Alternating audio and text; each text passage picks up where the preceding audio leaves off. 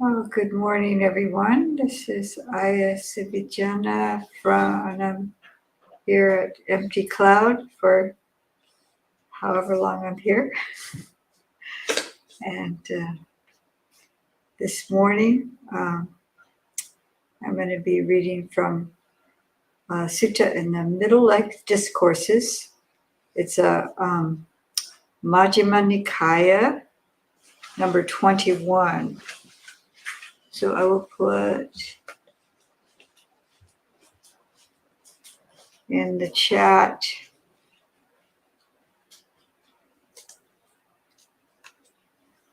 I guess I could capitalize it. If you're looking at, I'll just put it as it is. There it goes. If you're looking at the Sutta Central, you probably, if you're already familiar with this, but it has to be like one word if you put the numbers in. So it's MN 21, Majjhima Nikaya, number 21, the simile of the saw. And that's with two Ks, Kaka Chupama Sutta. This saw. So I'll just start reading, and then I'm going to make some comments as we go along. Also, I want to say this would be, I believe this will be part 1 because it's such a rich sutta. I want to take my time going through it, and then I'll give time for discussion at the end. And then tomorrow I will continue. It's a very powerful sutta in many ways. Thus have I heard on one occasion the Blessed One was living at Sawati in Jeta's Grove, Anathapindika's park. Now on that occasion, the Venerable Malaya Paguna was associating overmuch with the bhikkhunis. He was associating so much with the bhikkhunis that if any bhikkhu spoke dispraise of those bhikkhunis in his presence, he would become angry and displeased and would make a case of it. And if any bhikkhu spoke dispraise of the Venerable Molya Pugala in those bhikkhunis' presence, they would become angry, displeased, and make a case of it. So much so that the Venerable Molya Pugala was associating with those bhikkhunis. So he was getting very angry and upset, and they were protecting one another, maybe even covering each other's faults. It could possibly be that. And then he was making a disciplinary case out of Bhante Sajjata had a slightly different wording for it, and I just lost.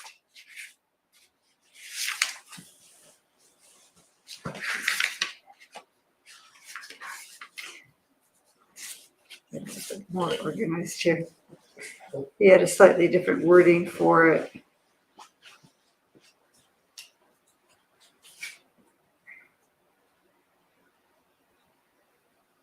Disciplinary proceeding. So in the Sangha, there's this, it's an adhikarana. So there's a Sangha acts that they can call on one another if they feel like they're people are misbehaving too much. They're breaking the rules of discipline. But he was getting kind of too involved with it, the bhikkhunis, and overprotected, and they were getting overprotective of him. Then a certain bhikkhu went to the Blessed One, and after paying homage to him, he sat down at one side and told the Blessed One what was taking place. Then the Blessed One addressed a certain bhikkhu thus: Come, bhikkhu, tell the bhikkhu Molya Paguna in my name that the teacher calls him. Yes, Venerable Sir, he replied. And he went to the Venerable Molya Paguna and told him, the teacher calls you, friend Paguna. Yes, friend, he replied. And he went to the Blessed One. And after paying homage to him, he sat down to one side. The Blessed One asked him, Paguna, is it true that you are associating overmuch with bhikkhunis, that you are associating so much with bhikkhunis that if any bhikkhu speaks dispraise of those bhikkhunis in your presence, you become angry and displeased and make a case of it? And if any bhikkhu speaks dispraise of you in those bhikkhunis' presence, they become angry and displeased and make a case of it. Are you associating so much with bhikkhunis as it seems? Yes, Venerable Sir, says Paguna. So I like to point this out because the Buddha hears a report that a monk is misbehaving, and this appears repeatedly in the suttas. And so a monk will describe the behavior, and then the Lord Buddha calls him and says, is it true that you're doing this? He just doesn't start disciplining him without questioning. Is it what they're saying, is that true? So this is an important thing for us to consider too, that if we're hearing something about somebody else, we should go to that individual and ask them, what, I've been hearing this. Is this actually going on? Is this what's happening? So he admits to his behavior.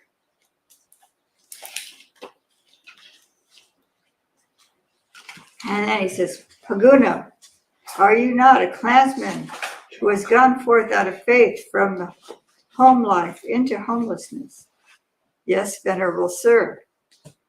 Paguna, it is not proper for you, a clansman gone forth out of faith from home to homelessness, to associate overmuch with bhikkhunis. Therefore, if anyone speaks dispraise of those bhikkhunis in your presence, you should abandon any desires and thoughts based on the household life. So this is to be understood as that it's a little bit more than just a friendship. Maybe there's some kind of attachment going on. It's more in line with the household life, his association with him, rather than Sangha members of different genders can associate with each other, but if it's not in a monastic manner, then you cease to be a monastic. So it's important just to kind of really clarify what your role is. So we're no longer living by householder aims and values. So, therefore, if anyone speaks dispraise of those bhikkhunis in your presence, you should abandon any desires and thoughts based on household life. And herein you should train thus: my mind will be unaffected.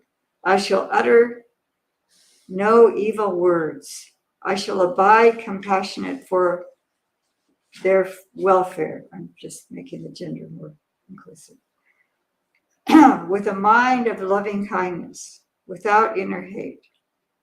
That is how you should train, Paguna. If anyone gives those bhikkhunis a blow with his hand, with a clod, with a stick, or with a knife in your presence, You should abandon any desires and thoughts based on household life. And herein you should train thus, my mind will be unaffected. And so there's an ellipsis here. So this is kind of a shocking statement. Why is the Lord Buddha saying that? When I first read that, I was kind of taken a little bit aback. I said, wouldn't you want to protect other people if they were doing that? But what he's saying is that our mind should not be affected. And mine will be unaffected.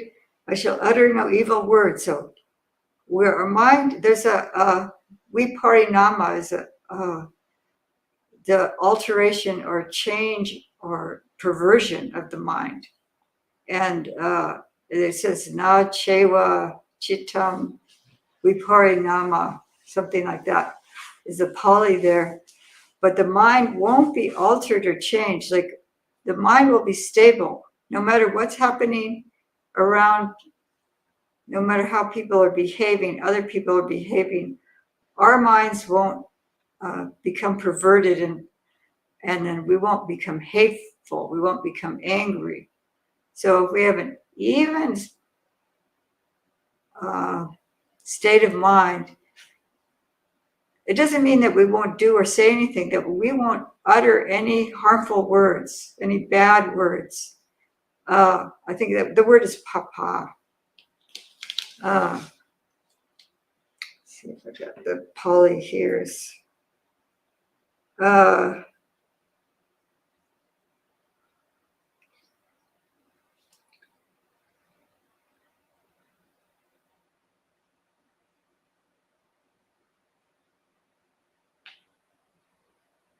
papikam wacham. The wacha is word.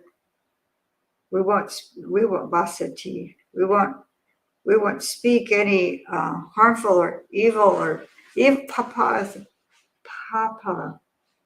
It's translated. It even gets worse, I think. Wicked, sinful. I guess that's comes from the original translators were theologists and they had a kind of Christian-based understanding of things. But any kind of corrupt or bad or harmful words, Bhante J said, I think it really means evil, actually. They're really saying evil. So so that's kind of a hard call if somebody's harming somebody that you love, somebody that you care about. So that he has his affection or love towards the bhikkhunis, and so he's being challenged. Even if they do harm to them, you shouldn't be angry. But I don't think he's saying that they shouldn't act or say something skillfully. That's not said here.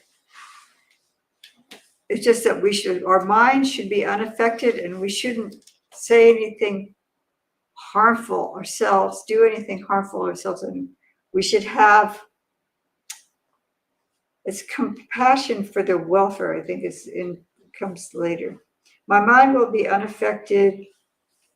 I shall utter no evil words. I shall abide compassionate for their welfare with a mind of loving kindness without inner hate. So, so this is something to ponder. If our minds have compassion for another being's welfare who's doing harm to other beings, what will that actually look like? How can we respond to the situation? I think we're more likely to respond wisely if we can do something in a wise manner. But if we're angry and upset ourselves, we're more likely to make the situation worse, like get into conflict, act violently ourselves. So this is what we're protecting our minds here. So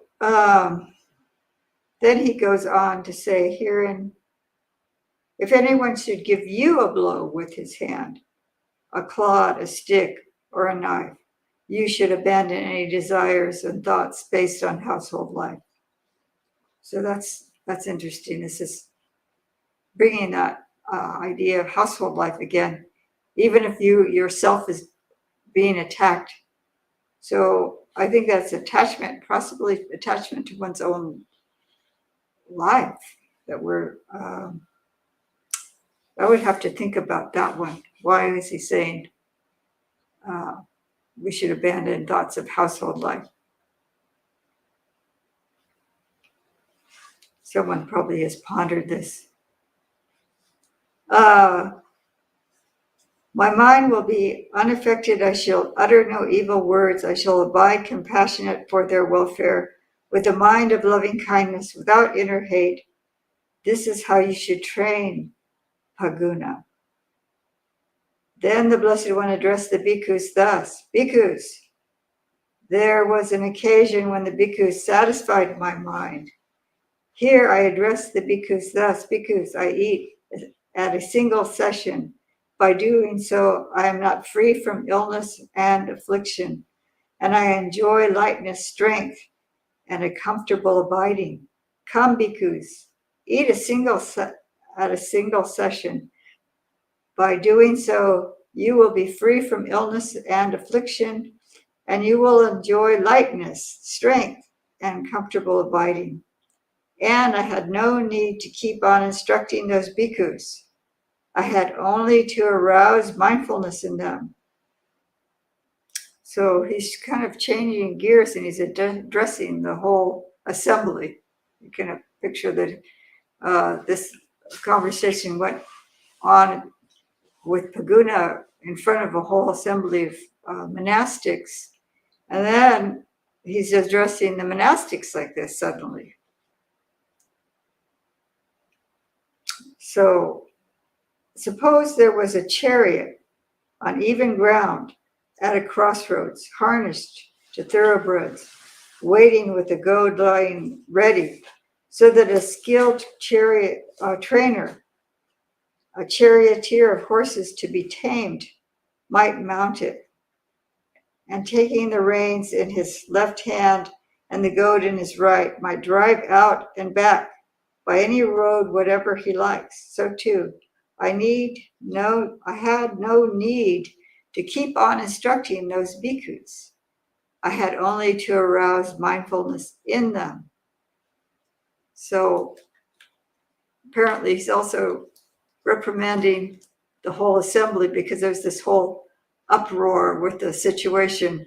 And this is my take on this, why he's suddenly reprimanding the bhikkhus in this way. It's like, it used to be he didn't have to instruct so much to the bhikkhus. They're just a very light reminder to be mindful. And it's like the trained horses, the horses that are well trained, that work together as a team, and that it just takes very little instruction from the rider, from the driver or the charioteer. It's interesting. This simile too is used to describe Indriya Samvara, to the restraint of the sense faculties. So this is a teacher restraining the assembly, but this is also our internal. We train our minds well, then it's like these well-tamed horses. So he's using this simile for another purpose. Therefore, bhikkhus, abandon what is unwholesome and devote yourselves to the wholesome states, for that is how you will come to growth, increase, and fulfillment in this Dhamma and discipline. Suppose there was a big sala tree grove near a village or a town, and it was choked with castor oil weeds, and some man would appear desiring its good, welfare, and protection. He would cut down and throw out the crooked saplings that rob the sap, and he would clean up the interior of the grove and tend the straight, well-formed saplings, so that the sala tree grove later on would come to growth, increase, and fulfillment So too, bhikkhus, abandon what is unwholesome and devote yourselves to the wholesome states. For that is how you will come to growth, increase, and fulfillment in this Dhamma and discipline. So this is a beautiful simile that I overlooked. Last time I looked at it. Well, it was quite a few months ago, but it really stood out. This particular simile here. He's saying, abandon what is unwholesome and devote yourselves to wholesome states, for that is how you will come to growth, increase, and fulfillment. And then he's talking about a sal tree grove, and it takes over 30 years for them to come to some amount of maturity. And so it takes time for a tree to grow, a grove to grow. So he's looking at sapling sal trees and taking out the weeds and taking out the malformed saplings and allowing the ones that are well-shaped to grow. And then it becomes a beautiful grove. And this is something that I think if you think about, if you're cultivating the mind, how long does that take for that work to get out the unwholesome qualities, to identify and to remove what's unwholesome, until this is allowing the wholesome to grow and develop. And the sal tree groves in India were like a sacred place, actually, and they believe that the local looked up online that local goddesses. So the word they use, so the devas, the deities, would come in to these groves, and so it was a sacred place, a place of beauty, a place to take refuge. So if you're developing these qualities yourself, it's like not only for yourself but others. You become a refuge to others as well. So I thought this was quite beautiful, this simile, that it takes time. It's not just something, like 20 minutes on the cushion and bingo or something like that. Yeah, it's gonna take some amount of care and time and patience. So abandon what is unwholesome and devote yourself to wholesome states. Maybe you just wake up in the morning and say, I will abandon what is unwholesome and I will devote myself to wholesome states. It's such a beautiful contemplation. So you see how he's reprimanding one monk, and now he's turned to the whole assembly, and he's encouraging the whole assembly. So here is a graphic simile that's coming up. It's not quite simile of the song, but it's another thing that he's addressing the whole assembly. Formerly, bhikkhus, in the same Sawati, there was a housewife named Vedehika, and a good report about Mistress Vedehika had spread thus: Mistress Vedehika is gentle. Mistress Vedehika is meek. Mistress Vedehika is peaceful. Now, Mistress Vedehika had a maid named Kali, who was clever, nimble, and neat in her work. The maid Kali thought, a good report about my lady has spread thus: Mistress Vedehika is gentle, and so on. I'm an ellipsis myself. How is it now? Well, she does not show anger. It is nevertheless actually present in her or absent, though she's wondering if her mistress has anger. Or else is it just because my work is neat and that my lady shows no anger, though it actually is present in her? Suppose I test my lady.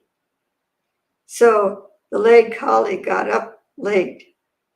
Then Mistress Vedehika said, "Hey, colleague, what is it, madam? What is the matter that you get up so late?" "Nothing is the matter, madam." "Nothing is the matter, you wicked girl. Yet you get up so late." And she was angry and displeased, and she scowled. Then the maid collie thought, the fact that is that while my lady does not show anger, it is actually present in her, not absent. And it is just because my work is neat that my lady shows no anger, though it is actually present in her, not absent. Suppose I test my lady a little more. So the maid collie got up later in the day. Then Mistress Vedehika said, "Hey, collie, what is it, madam? What is the matter that you get up later in the day?" "Nothing is the matter, madam. Nothing is the matter, you wicked girl, yet you get up later in the day." And she was angry and displeased, and she spoke words of displeasure. Then the maid collie thought, the fact is that while my lady does not show anger, it is actually present in her, not absent. And it is just because my work is neat that my lady shows no anger, though it is actually present in her, not absent. Suppose I test my lady a little more. So the maid collie got up still later in the day. Then Mistress Vedehika said, "Hey, collie, what is it, madam? What is the matter that you get up still later in the day?" "Nothing is the matter, madam." "Nothing is the matter, you wicked girl, yet you get up still later in the day." And she was angry and displeased, and she took a rolling pin and gave a blow on the head and cut her head. Then the maid collie, with blood running from her cut head, denounced her mistress to the neighbors. "See, ladies, this gentle lady's work. See, ladies, this meek lady's work. See, ladies, this peaceful lady's work. How can she become angry and displeased with her only maid for getting up late? How can she take a rolling pin and give her a blow on her head and cut her head?" And then later, a bad report about Mistress Vedehika spread thus: "Mistress Vedehika is rough. Mistress Vedehika is violent. Mistress Vedehika is malicious." So too, bhikkhus, some bhikkhu is extremely gentle, extremely meek, extremely peaceful, so long as disagreeable courses of speech do not touch him.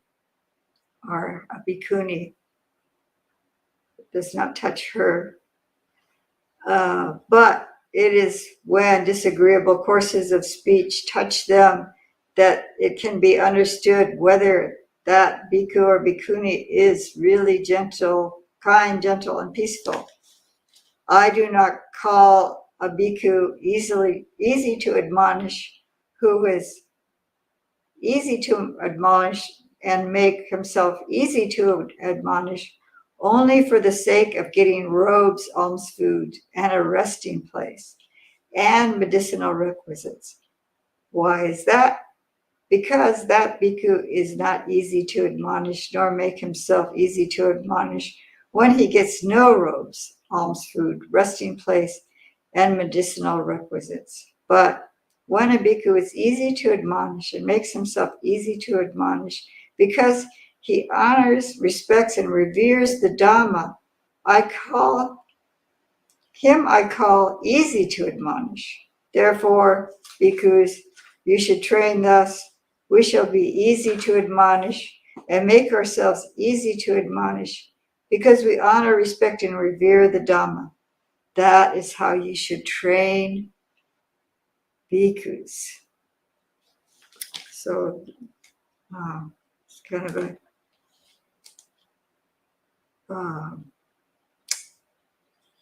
vivid metaphor with somebody losing their temper over something that isn't that serious. And this happens in the world all the time, sadly. So so we have to look at ourselves. If we have inner anger, this is part of why we need to eradicate these unwholesome states, because if we allow this anger to fester, then we're likely to behave in manners that are really harmful.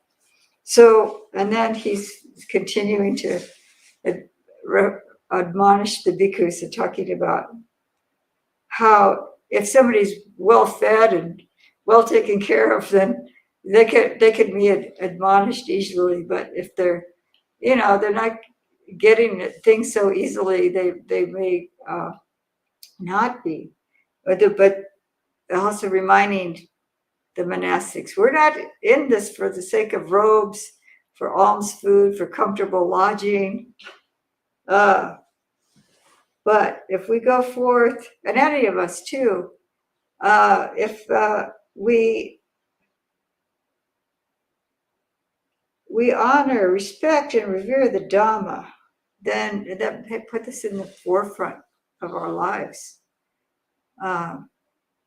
We're not. I think then we can really make the best use of our time in this world, I think. So he's going back, and this is a teaching he's repeating again and again in the sutta. Bhikkhus, there are these 5 courses of speech that others may use when they address you. Their speech may be timely or untimely, true or untrue, gentle or harsh, connected with good or harm, spoken with a mind of loving kindness or with inner hate. When others address you, their speech may be timely or untimely. When others address you, their speech may be true or untrue. When others address you, their speech may be gentle or harsh. When others address you, their speech may be connected with good or with harm. When others address you, their speech may be spoken with a mind of loving kindness or with inner hate. Herein, bhikkhus, you should train thus. Our minds will remain unaffected. We will utter no evil words. We shall abide compassionate for their welfare, with a mind of loving kindness, without inner hate. We shall abide pervading that person with a mind imbued with loving kindness. And starting with them, we shall abide pervading the all-encompassing world with a mind imbued with loving kindness, abundant, exalted, immeasurable, without hostility and without ill will. That is how you should train bhikkhus. So, I'm going to pause here a little bit. And these are 5 courses of speech. And so if someone speaks to you in a timely way, that would be very comfortable. But if you're like very busy and they're trying to tell you something that's important and you can't pay attention, you might get really irritated. This is like an example of untimely speech. Or if they tell you after the fact, oh, you should have turned left instead of right.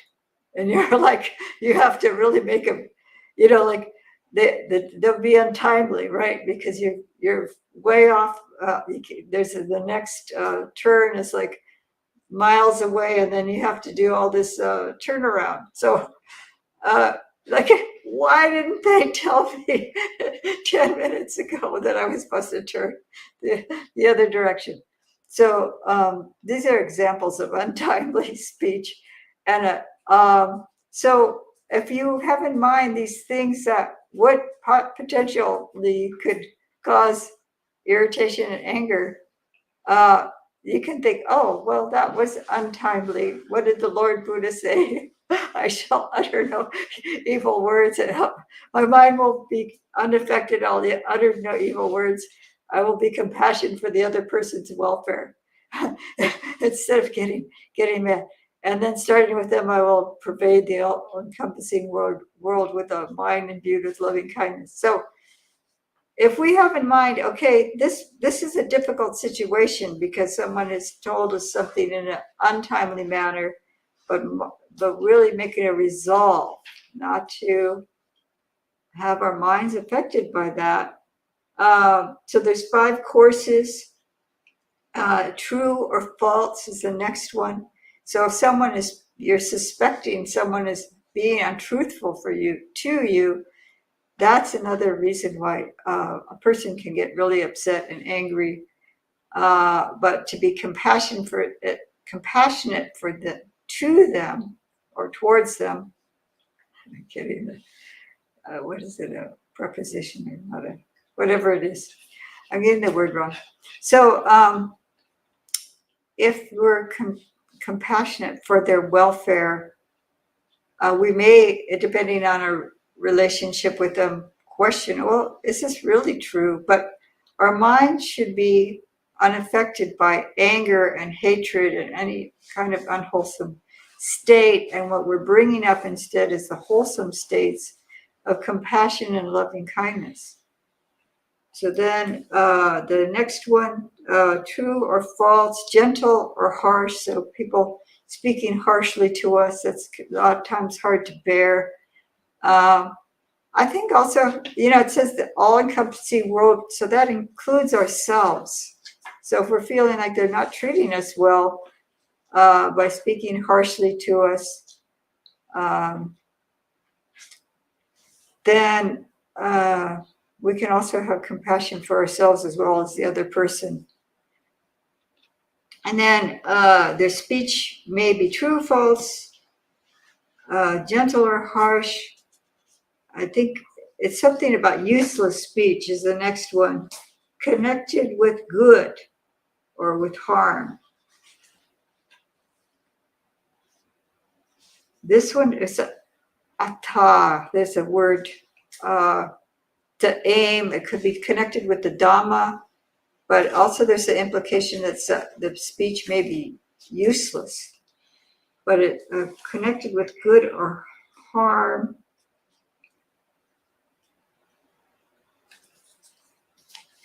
So however they speak to us, if they're speaking, the speech is harmful speech or useless speech,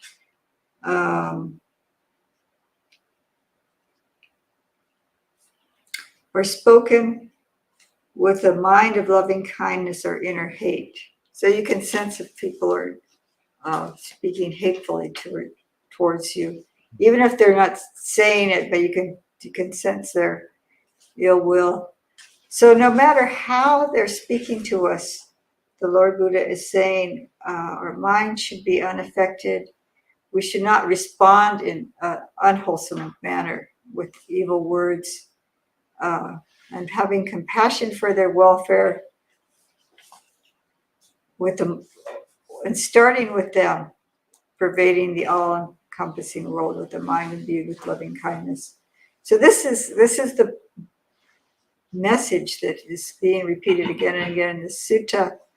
And I'm going to stop here and allow for, there are many people greeting. I'll say here, let's see, Manal, Jayati, Richard. Let's see, gotta get up to the top. Okay. Richard, Jayati, Sumaswa. I'm sorry if I'm pronouncing it wrong. Suma and Manal and Miguel, Robin,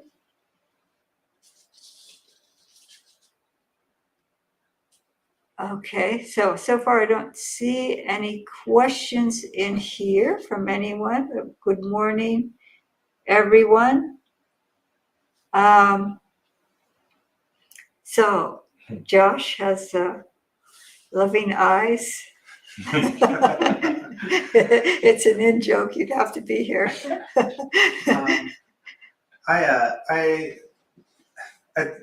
I had a somewhat strong reaction to reading this because the criticism that the Buddha offers to Fugala is based on, having a strong, getting angry when when someone else is insulted on someone else's behalf.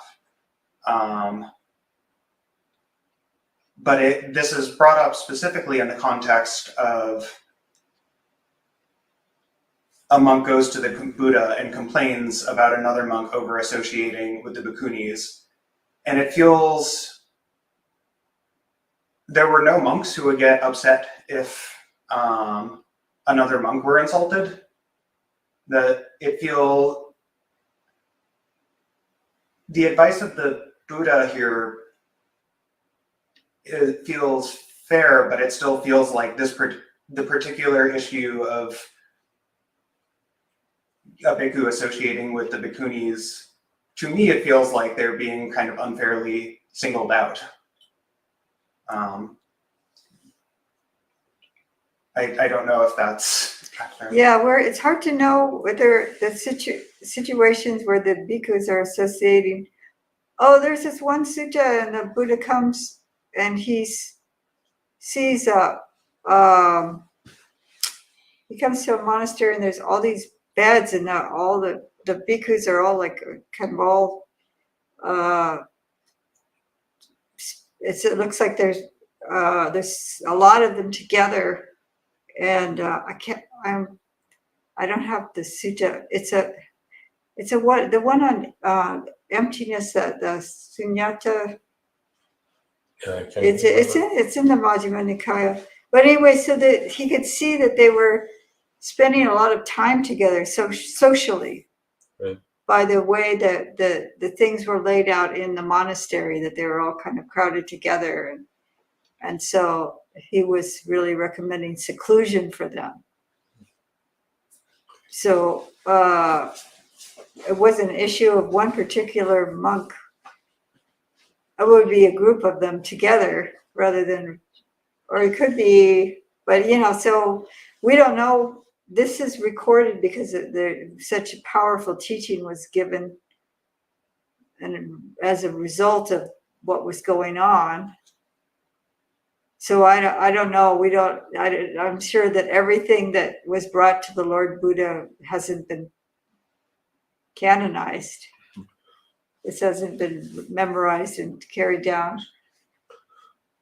I was just going to say, as you talked about, I think in other suttas, as you read it, the Buddha encourages all people, especially monastics, the idea of seclusion is always emphasized, and becoming too involved, like how to train the mind. And it's not just applying it to gender per se, it's are you becoming too attached, even with the same gender, opposite gender? There's a mission for becoming too, or with the lay people, with too. lay people, yeah. Over associating with the lay people. So to extend across, as I said, it really extends throughout. Yeah.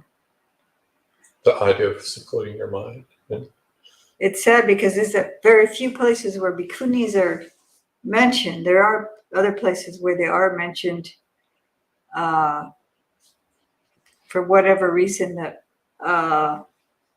we believe that we understand that there was a pretty strong assembly of female monastics, but they're often just not spoken about.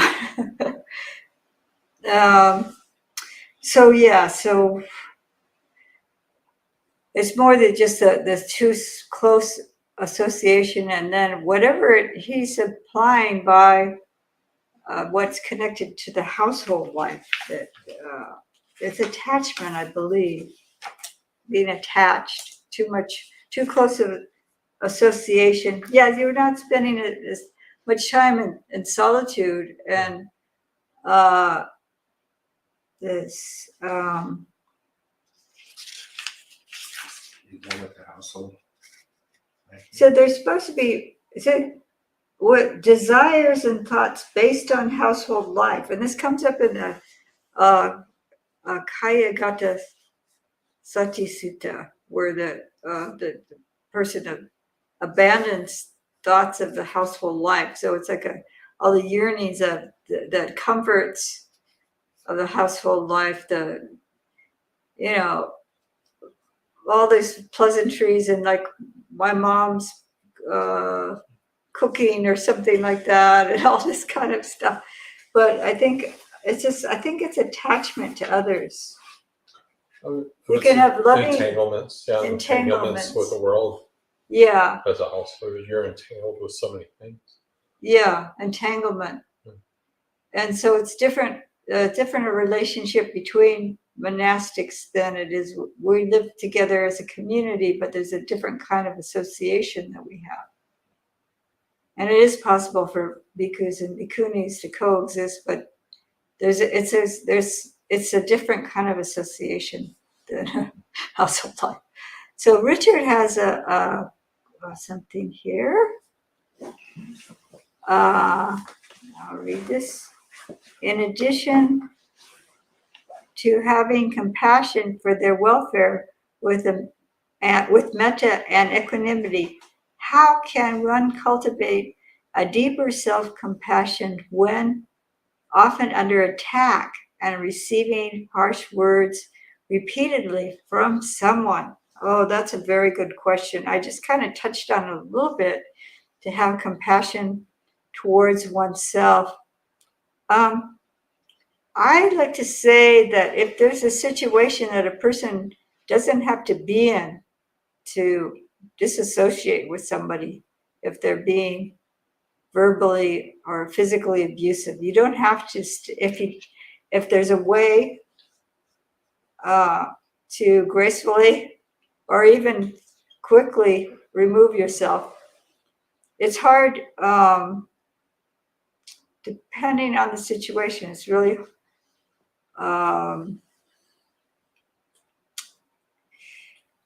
so having compassion when under attack, as one is being attacked by someone else.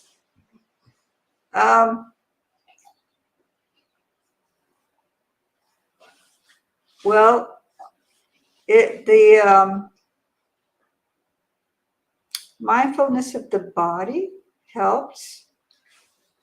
I think of bringing my attention, if I brought my attention to the parts of the body that are feeling tense and allowing them to relax. And I don't know if the person is just verbally attacking me. Do I need to understand what they're saying? Do I need to understand the words that they're saying? I mean, if they're, like, say they're my boss or something and I need to get instruction from them, maybe to really focus on what they're trying to tell me, but not the tone. Yeah, there's a lot of things we can do. If I don't need to actually pay attention to their actual words, I might say internally, my mind will be unaffected. I will utter no evil words. I'll have compassion for their welfare and with a heart of loving kindness. But out of compassion for myself, I won't get angry. Out of compassion for myself, I won't allow this to upset me. It's tricky. You can use verbal messages for yourself, or you can really try to do body-based mindfulness. Feel your feet, feel your hands. just giving yourself a lot of care afterwards too, because sometimes when you're in a situation, it's really difficult. And this is it's a training. He says, thus you should train yourself. I should train myself in this way. And it takes, like the salt trees, this is why that simile about the salt trees is so important, that maybe we do get upset and angry, but we have compassion for ourselves because we know ideally we would be unaffected. We would be equanimous. We would be. This is an ideal we're hoping to develop in ourselves, and it is possible for people to be compassionate and not be affected by other people's abusive speech. That is a human potential that we have. So, but it's like the salt trees. It might take some time to weed out the unhealthy saplings, the weeds that are choking up the healthy ones. Get that cleared out to allow the beautiful, wholesome qualities to grow. So, yeah, if it's an ongoing relationship repeatedly from someone, I don't know, sometimes it takes help also from someone else. It may be, depending on what situation you're in, if it is a real, what's actually happening to you, to find some help. Yeah, I don't know what the relationship is, so I can't really, this depending. But taking space, if you could take space, or if you, yeah. So, yeah, I have compassion for those who are in situations like that, and know that there are compassionate beings that have compassion for you or whoever is experiencing this. And then just, taking good care of our hearts the best we can, forgiving ourselves if we do respond in unhealthy ways. So I hope that's helpful. It's not an easy thing to, like I was saying, it's going to take time to resolve and work out internally. So somebody else, I think, has this is the wrong one. I keep trying to touch it like it's a touch screen. I think Wiggins has a question. It wasn't a question just based on what she was answering. Just there's moments where I wasn't feeling like, where I didn't have a lot of self-compassion for myself, and where I was like taking everything negative and like, just like, oh, I can't do this right, or I can't do this, like this person. I was always comparing. But a lot of self-affirmation. I had to learn to give a lot of self-affirmation to myself, and just find all the positive words that I can put, like, and detach from all the negative things and the comparing. And so, yeah, that helps with a lot of self-compassion, and not comparing yourself to others, or taking, or how the person feel about you. It's not about you. It's really about their self. Yeah, I don't know if you could hear that, but someone was speaking from their own experience of just really doing that inner work of self-love, that metta towards oneself and compassion for oneself, and then just seeing that. That's another thing, seeing the separation, that this is them, and not taking it in. Because if there's what Ajahn Chah, he says, well, if somebody calls you a dog, you look around and see if you've got a tail, and you go, okay, I'm not a dog. So you don't have to believe people because they're saying insulting words or taking it in.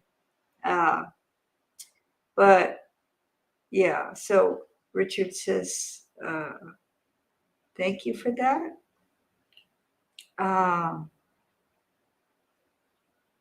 If there's anything else, do you have any comments?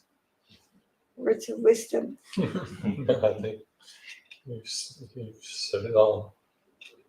Yeah. So this is such a powerful sutta. We're going to look at the second half tomorrow. And there's more similes that are quite beautiful, and they're interesting to ponder. And then it'll give us more time for discussion.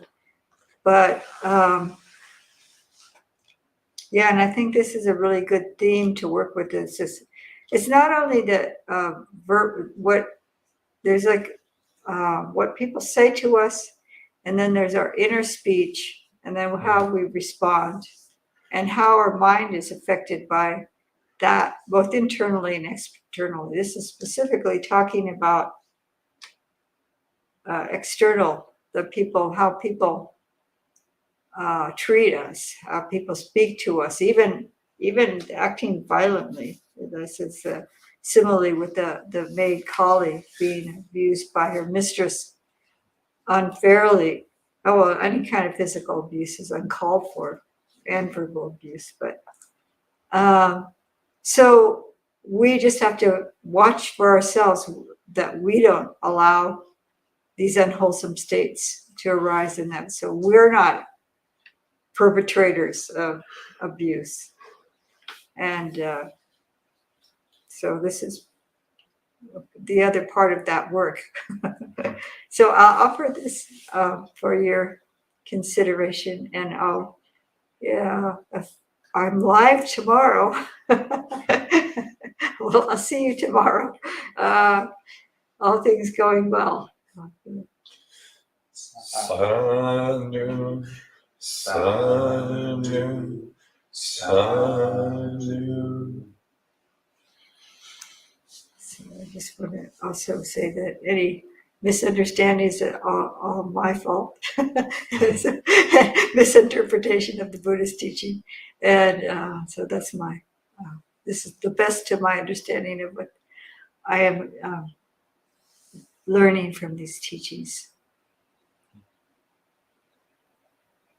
Have a good day.